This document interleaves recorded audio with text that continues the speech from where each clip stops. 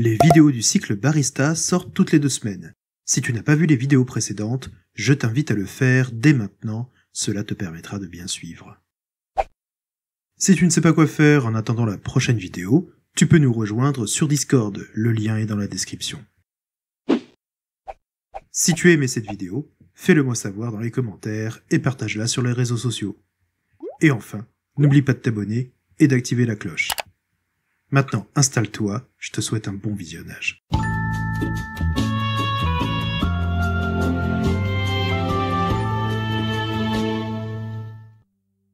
Et salut tout le monde, on se retrouve aujourd'hui pour la suite du cycle Barista.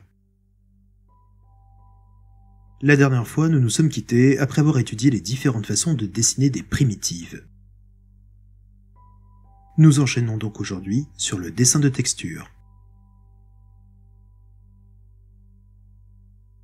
Pour commencer, je vais vérifier que je suis bien sur la bonne branche avec Git Status. Ok, je me situe sur la branche Master, il est donc bien sûr hors de question que je travaille dessus. La dernière fois, je vous ai laissé avec une branche sur laquelle j'ai commité l'ensemble des fichiers sources, ainsi que 2 exercices. Je vais basculer sur cette branche que je récupère à l'aide de la commande git pull.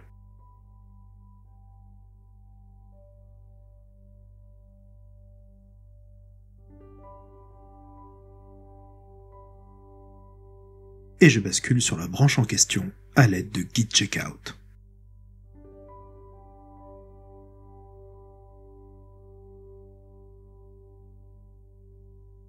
Je m'assure d'être sur la bonne branche.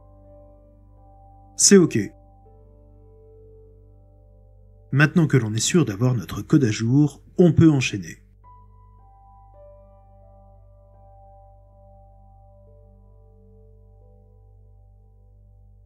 On retrouve ici la solution de l'exercice de tracé de courbe. Et on s'en débarrasse afin d'avoir une base propre.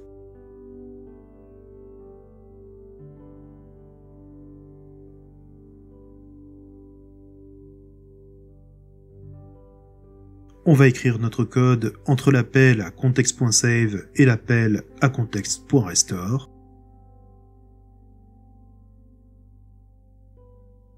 On ajoute au document HTML l'image qui va nous servir de texture. Pour rappel, en programmation graphique, on emploie le mot texture pour désigner les ressources graphiques que l'on va manipuler pour dessiner. On lance le build.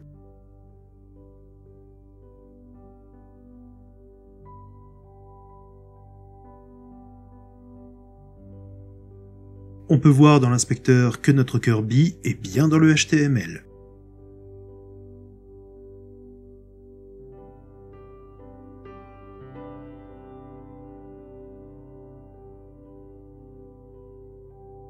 On ajoute un ID à notre image.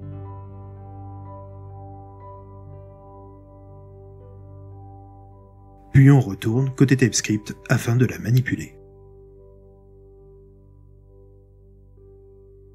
Pour l'instant, on ne va pas utiliser l'ID que l'on a ajouté à notre balise IMG. À la place, nous allons utiliser la méthode querySelector de l'objet document. Cette méthode prend en paramètre un sélecteur CSS et retourne le premier élément qui correspond à ce sélecteur. Ici, je vais donc obtenir la première image de mon document HTML. Cette image, je vais l'utiliser comme texture, c'est-à-dire que je vais la dessiner à l'intérieur de mon canvas. Pour dessiner une texture, j'emploie la méthode drawImage qui peut être utilisée de 3 façons différentes.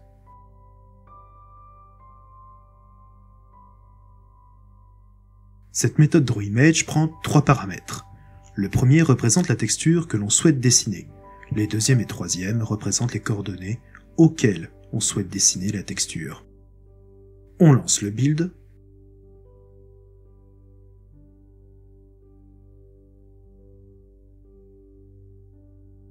Dans l'inspecteur, on peut voir que le premier Kirby correspond à notre balise canvas et le deuxième à notre balise image.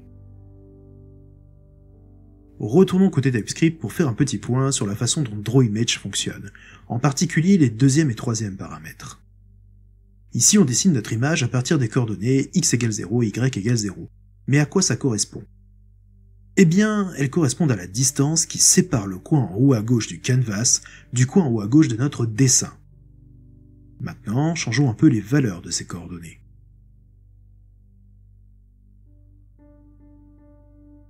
On va également ajouter 2 paramètres supplémentaires. Ces 2 paramètres correspondent à la largeur et à la hauteur de notre dessin.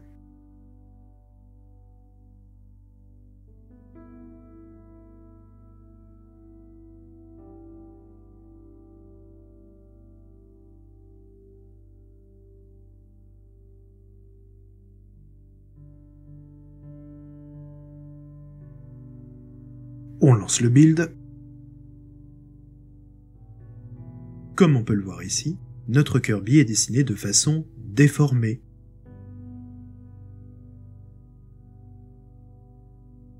Bien entendu, notre image d'origine, elle, reste inchangée. Passons maintenant à la dernière façon d'utiliser DrawImage, en dessinant une portion de l'image d'origine de façon déformée. Cette troisième façon d'utiliser DrawImage prend en charge 9 paramètres. On reprend les paramètres que l'on a déjà utilisés et on en ajoute 4, qui correspondent à un rectangle représentant la portion de l'image d'origine que l'on souhaite dessiner. Ici, la portion de l'image que l'on va dessiner démarre aux coordonnées x égale 0, y égale 0 et possède des côtés de 100 pixels de longueur, et on dessine cette portion d'image de façon déformée.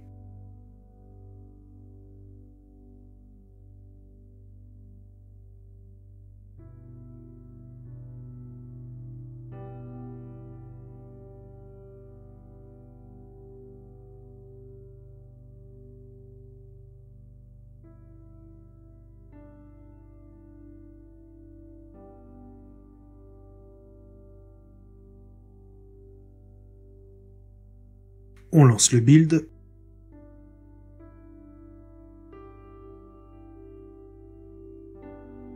On peut constater ici que l'on a bien dessiné une partie de notre image, et comme d'habitude, l'image d'origine n'a pas bougé.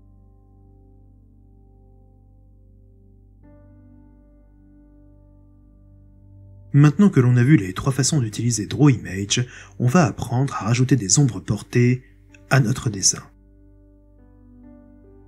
On commence par définir les propriétés de l'ombre portée pour l'ensemble des dessins à venir.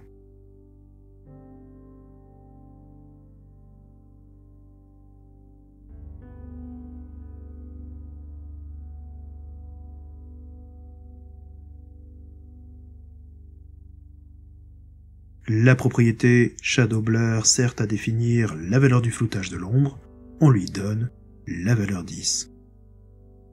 Shadow Color, comme son nom l'indique, définit la couleur de l'ombre. Ici, on va lui donner une couleur rouge.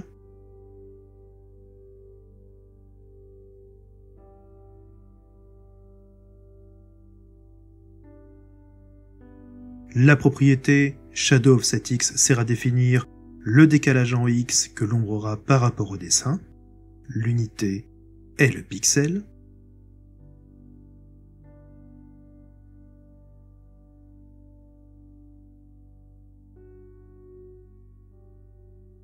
Et la propriété Shadow Offset Y fait exactement la même chose, mais sur l'axe des Y. On relance le build. Ici on peut voir qu'une ombre portée rouge décalée de 10 pixels sur X et Y a été appliquée au dessin. Je vous ai gardé le meilleur pour la fin. Nous allons maintenant apprendre à dessiner à travers une autre forme. On parle alors de dessiner à travers un masque. Pour vous donner une image, quand on dessine à travers un masque, c'est un peu comme si on regardait quelque chose à travers le trou de la serrure. On va donc dessiner notre Kirby à travers une forme circulaire. Et pour ça, on doit d'abord dessiner le cercle en question. On dispose le centre de notre cercle aux coordonnées x est égal à 225 et y est égal à 255. On lui applique une couleur rouge ainsi qu'un rayon de 125 pixels. Une fois notre cercle dessiné, on change le mode de fusion. Pour ça, on va avoir besoin de la propriété Global Composite Operation de l'objet contexte. Le mode de fusion permet de définir comment la source, c'est-à-dire le canvas, va interagir avec la destination, c'est-à-dire la texture. Ici, notre mode de fusion vaut source-in, ce qui signifie que les pixels opaques du canvas serviront de masque à la texture. Vu que l'on a dessiné un cercle, seuls les pixels de ce cercle sont opaques, notre Kirby sera donc dessiné à travers un masque en forme de cercle. On passe donc la propriété Global Composite Operation de l'objet contexte à source-in. On compile encore une fois. Et voilà, notre Kirby a été dessiné à travers un masque. Bon, c'est pas spécialement évident, essayons de voir ce que ça donne quand on change les coordonnées. On va dessiner l'image sans la déformer et à partir des coordonnées x est égal à 0 et y égale 0. On relance le build, et voilà, on voit l'autre bout de notre Kirby dessiné à travers le même masque circulaire. Bon, c'est peut-être encore un peu flou, voyons voir ce que ça donne quand on désactive le masque. Je redéfinis l'opacité de mon Kirby afin qu'il ne cache pas complètement le cercle.